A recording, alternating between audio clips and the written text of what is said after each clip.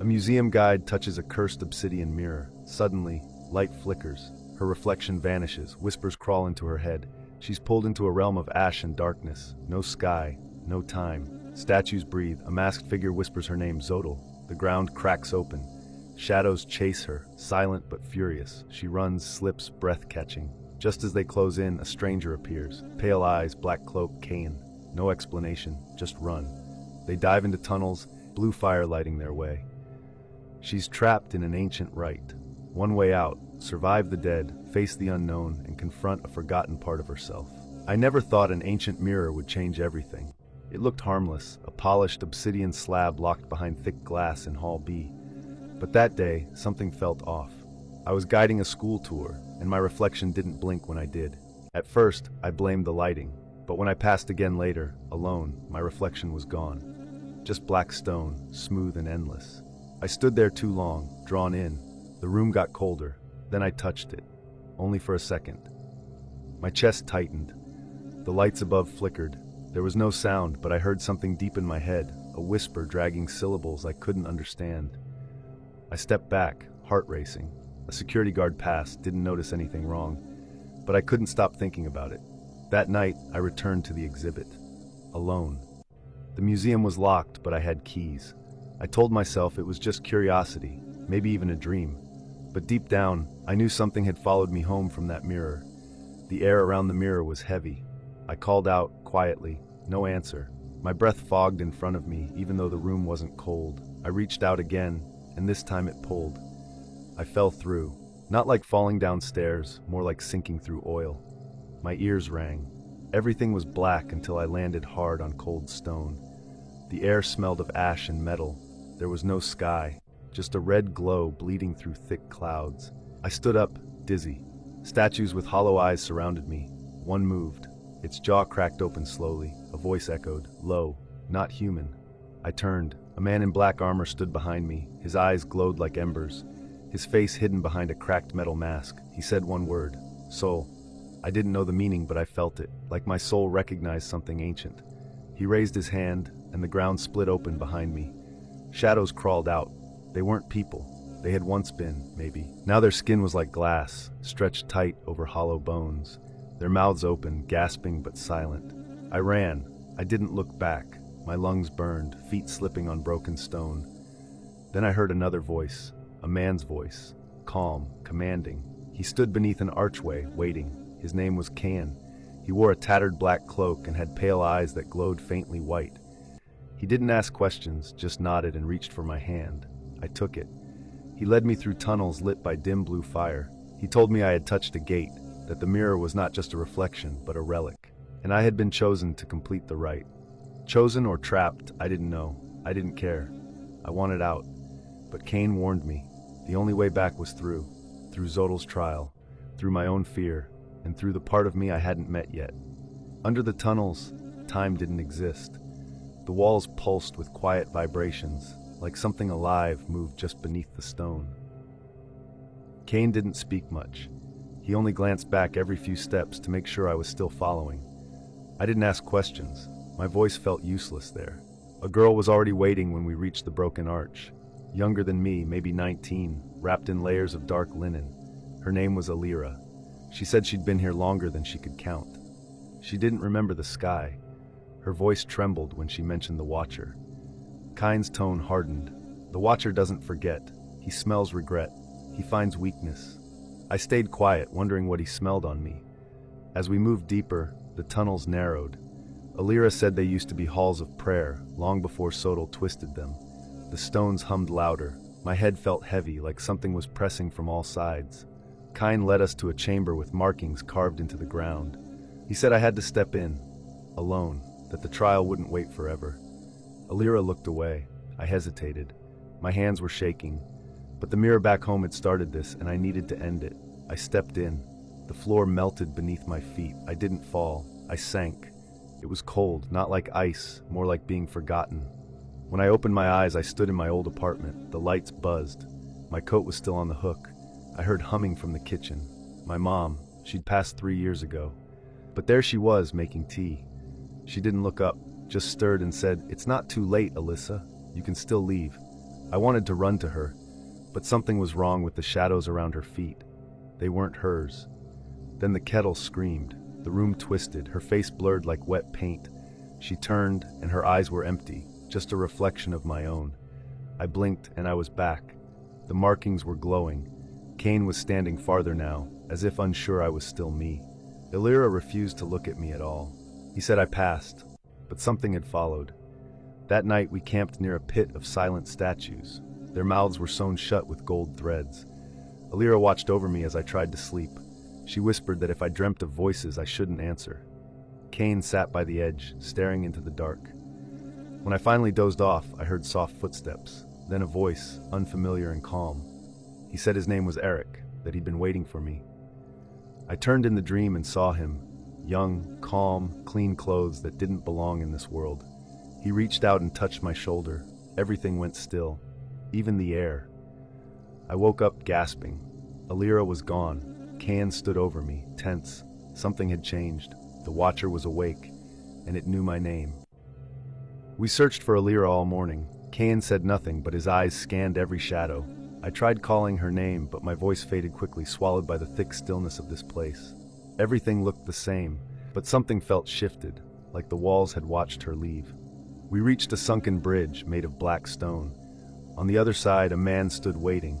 He didn't speak, just raised a hand and pointed at me. His skin shimmered like smoke. Cain stepped forward, protective. The man whispered something, and Cain dropped to his knee. I ran to him. He was conscious, but pale, barely able to breathe. The man disappeared like mist. Cain held my wrist and told me not to fear the truth. His voice was shaking. I helped him to a stone outcrop. He said the figure was called Nevar. Not spirit, not God, something in between. He fed on echoes, pieces of memory torn from those who dreamed too deeply. And now, Illyra was likely one of them. Before we could speak more, a soft hum filled the air. From beneath the bridge rose a woman. Her dress was made of fine threads woven like glass. She floated rather than walked. Her name was Sarai. She said she was once human, now a guide for those who strayed too far. She offered help, but her gaze never stayed still. Cain didn't trust her. I wasn't sure I did either, but we had no other lead. Sarai led us through narrow corridors that shifted as we moved. The walls dripped with soft light, breathing gently like lungs. She spoke in riddles. Said I had touched the key, but hadn't paid the cost. That the mirror showed only the surface. What waited deeper was mine to face. She stopped near a circular door, told me only I could enter. Cain protested, but I stepped forward. My hands tingled as I touched the stone. It opened with a faint sigh. Inside was nothing but fog and a single bench where someone sat waiting. It was Eric again. Still calm, still out of place. He smiled gently, said I was close, that my soul had already been weighed, just not by who I thought. He asked if I remembered the moment I first saw the mirror. Not just saw it, but felt it. I nodded. He said that moment had never ended. That I was still in it, that everything since had been the mirror deciding who I really was. Then he faded. The fog cleared. I was alone, in a hallway filled with mirrors. Each one reflected a different version of me, smiling, crying, lost, angry. One showed me asleep in a hospital bed. Another showed me walking through the museum, holding keys. I turned away, heart pounding. Then I saw one reflection blink out of sync. It stepped forward. Not me, not quite. She looked like me but older. Her eyes were darker. She spoke without sound. I understood anyway.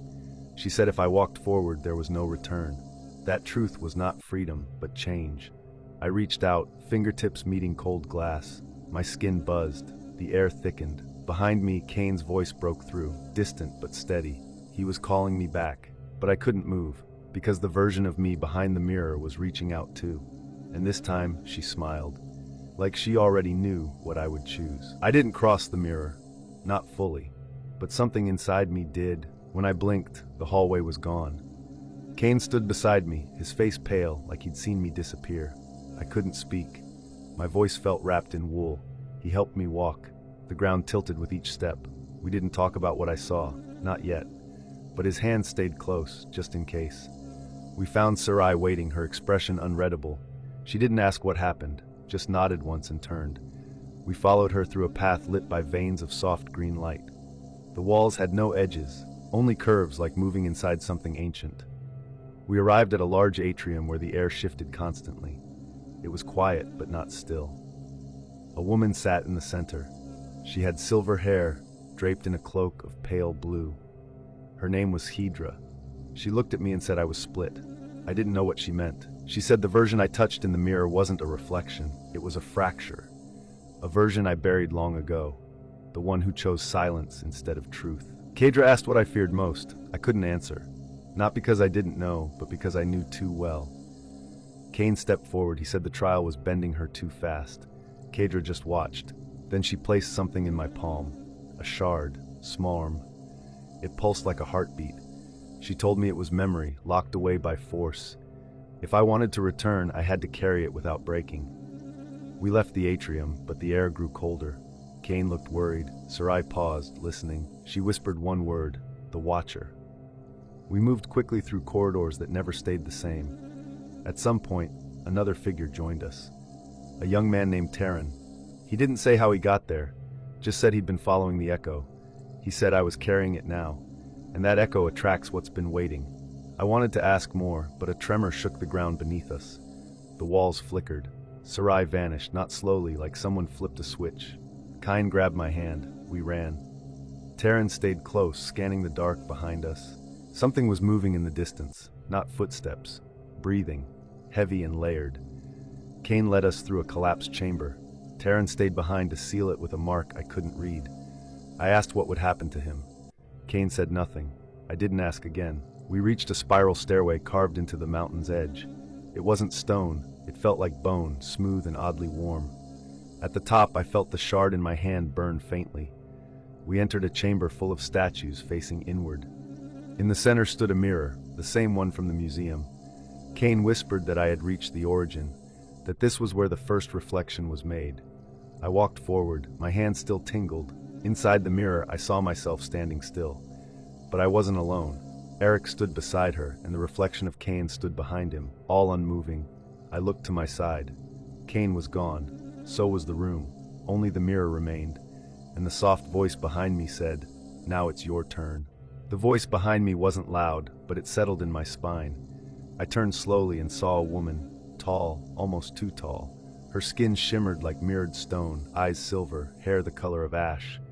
She said her name was Velra. I didn't ask what she was. She walked around me, slow and graceful.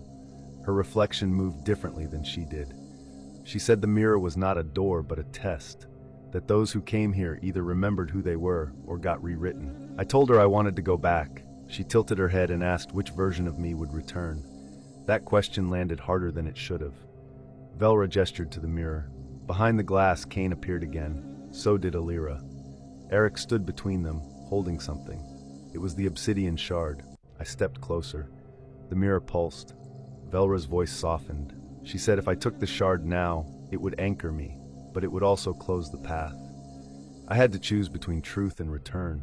The room around us changed shape. Slowly, the mirror dissolved into a dark pool, and I saw myself sinking into it. Velra asked if I remembered the moment I first stepped into the museum, alone, holding my first visitor badge. I nodded. That version of me didn't expect anything to matter, but here I was, choosing between versions of myself.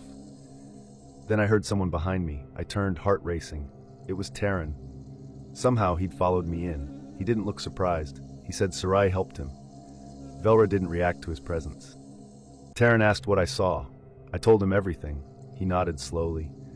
He said sometimes the mirror lets two people leave, but only if one forgets. I didn't like that answer, but the air thickened again. Velra moved toward the center of the room. She raised her hands and the floor opened in petals of black glass. The museum appeared beneath us, but empty, frozen. I saw myself standing near the exhibit, unmoving. Terran said if I stepped back into that version, I'd forget what happened. The trial, the people, even him. He said he would stay. I looked back at Velra. She said silence wasn't always loss. Sometimes it was mercy. I stood there unsure. Then Cain's voice echoed faintly, not from the room, from inside me. He said remembering was the weight of living. So I made my choice. I stepped toward the frozen museum, but I didn't reach for the shard. I turned to Velra and said I'd remember, even if it cost me sleep, even if I didn't know how to explain it. The light fractured, the mirror shattered inward. I woke up on the museum floor. The air was normal. A security guard asked if I was okay. I said yes, but I didn't feel like Alyssa anymore. Not completely. And as I walked away from the exhibit, I caught my reflection again. It blinked a second too late. I tried to go back to normal. Coffee in the morning, familiar routines, soft music while I sorted artifacts. But everything felt thinner. Like life had been printed twice and one layer didn't line up. My reflection stayed close, always a second behind. People at work didn't notice. They said I looked tired, that I should take time off. I nodded, but I stayed. The mirror in Hall B had been moved. No one could tell me where. One afternoon I saw someone new in the archives. A man sorting files with gloved hands, face half hidden beneath a wide brim hat. His name tag said Dr. Ilan. He looked at me like he already knew my name. I asked if he was new. He said not really. Then he asked me something strange, if I'd ever lost time. Not sleep, but actual time. Minutes that slipped by and left a cold trace. I froze. He smiled and returned to his work like nothing happened. I didn't sleep that night. Dreams came in waves, filled with places I hadn't seen but felt familiar. Stone corridors, silver-eyed watchers, and a bell ringing underwater. By morning, the plants in my apartment were wilted, though I watered them yesterday. My phone reset itself. The calendar showed the wrong year. I returned to the museum early before opening. I walked to the basement, somewhere I never had reason to go, but I knew where to turn. Down 2 locked doors, left at the boiler, and there it was. The mirror, covered now, but I could feel it behind the cloth. Something shifted in me, like a puzzle snapping into place. Dr. Ilan appeared beside me, quiet as if he'd always been there. He said mirrors never leave us, even when removed. He said if I touched it again, it wouldn't be a return, it would be a rejoining. I asked if he'd touched it. He didn't answer, just reached into his coat and handed me a folded paper. It had a drawing, my face, but older. The same expression I'd seen in the mirror realm. He said we are not chosen randomly. We're called back when something's left unfinished. I unfolded the paper completely. At the bottom was a name, Velra. I turned to ask more, but Ilan was gone. Later that night, my mirror at home started fogging from the inside. I hadn't showered. I hadn't even used it. I wiped the surface. Behind the glass, not my bathroom, but the museum hallway. Kynes stood there, not moving, not aging, just waiting. He held something small in his palm. I reached forward but stopped. My fingers hovered over the surface. I whispered aloud, not knowing why. Just said one word. Remember. And for the first time since I left that place, my reflection matched me exactly, but it smiled and I didn't. I stopped trusting mirrors. Not out of fear, something quieter. Like I'd been let in on a truth too old to unlearn. My days moved normally, but nothing felt steady. My own footsteps sounded borrowed. 2 weeks passed before I saw Alira again. I was cataloging old journals in a locked storage wing. She stood behind a glass pane, motionless, dressed in something soft and pale. Her eyes met mine and she raised a single hand. By the time I reached the door, she was gone. But the dust had shifted on the floor, like someone had just moved through. I told no one, not even Dr. Ilan, who still appeared in corners I hadn't looked toward. He watched me with the same calm, like he'd seen this unfold before. I began waking up with dried clay under my fingernails. My voice echoed strangely in small rooms. I could hear things humming through walls like whispers submerged in sleep. One night, I walked without meaning to. My body rose before my thoughts did. I followed the pull to the apartment mirror.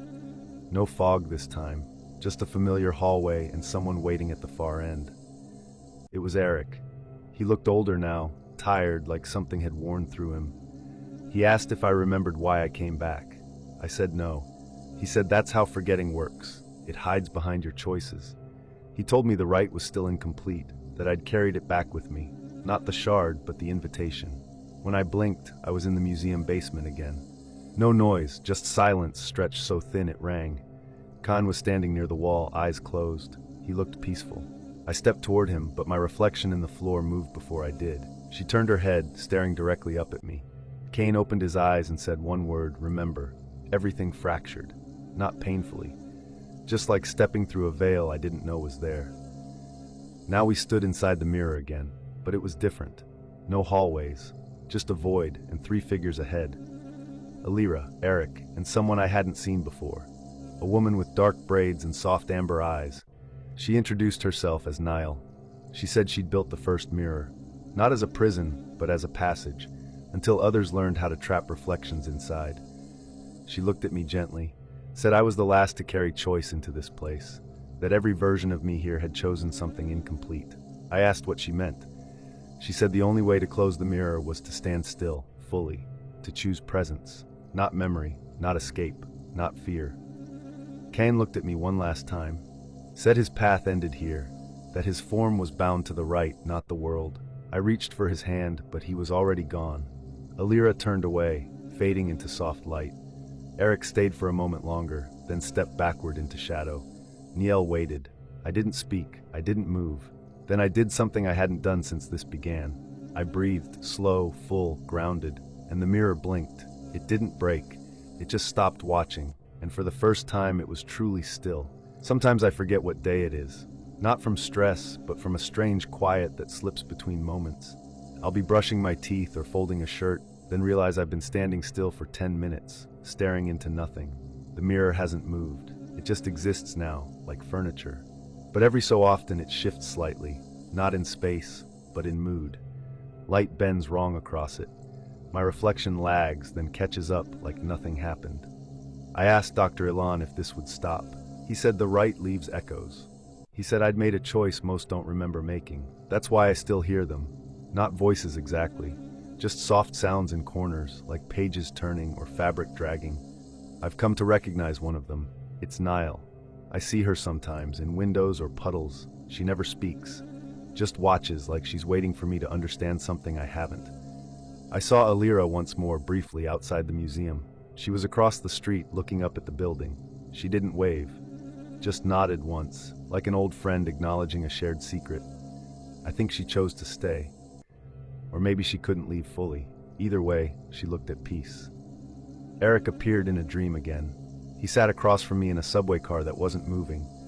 He said there's a difference between closing the mirror and forgetting it. That one seals the door.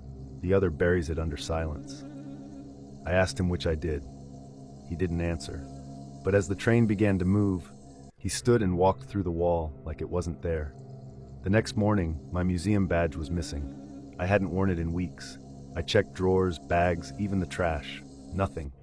That's when I knew the rite wasn't over. It was just sleeping. Cain hasn't appeared since the chamber, but I sometimes feel him near when I'm alone in elevators or walking narrow hallways. He always brought steadiness. That feeling still lingers. Today, a new intern started. Her name is Mira. She has pale gray eyes and carries herself like she's listening to something no one else hears. We passed each other by the storage wing. She paused, looked directly at me, and asked if I'd ever stood in front of something that knew my name before I spoke. I didn't answer. I just watched as she walked down the hall. Her reflection, in the glass frame beside us, kept looking back long after she'd turned the corner. Later that day, I opened an old shipment box. Inside was a small black frame, smooth, polished obsidian, no label, no origin. I didn't touch it, not yet, but I knew what it was.